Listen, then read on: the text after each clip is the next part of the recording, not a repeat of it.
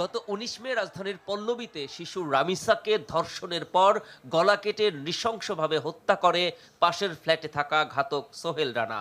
আর এ কাজে সহযোগিতা করে তার স্ত্রী স্বপ্না খাতুন। নিষ্ঠুরে ঘটনার প্রতিবাদ ও বিচারের দাবিতে ফুঁসে ওঠে সারা দেশ।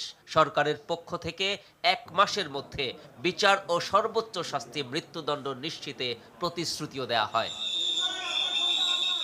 এবার দেশের বিচারিক ইতিহাসে নজির স্থাপন করে ৬ কার্যদিবসের মধ্যে রামিসা ধর্ষণ ও হত্যা মামলায় রায় ঘোষণা করে ঢাকা মহানগর শিশু সহিংসতা দমন ট্রাইব্যুনাল। উভয় আসামিকে মৃত্যুদণ্ডে দণ্ডিত করেছেন। একই সাথে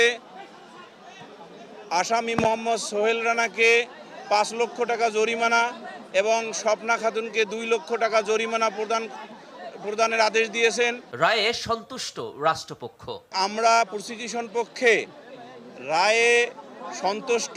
বিচার প্রক্রিয়া ও সাজা নিয়ে অভিযোগ নেই রাষ্ট্রনিযুক্ত আসামি পক্ষের আইনজীবীরও। যেহেতু সে নিজে আত্মস্বীকৃত, সুতরাং সে অপরাধী বিচার পেয়েছে, আমি সন্তুষ্ট। রায়ের সাজা দ্রুত কার্যকরের দাবি জানান রামিসার বাবা। দ্রুত সময়ের ভিতরে সেই রায় কার্যকর হোক এবং বাংলাদেশে আর কোনো রামিসা এই ধরনের ঘটনা না ঘটে।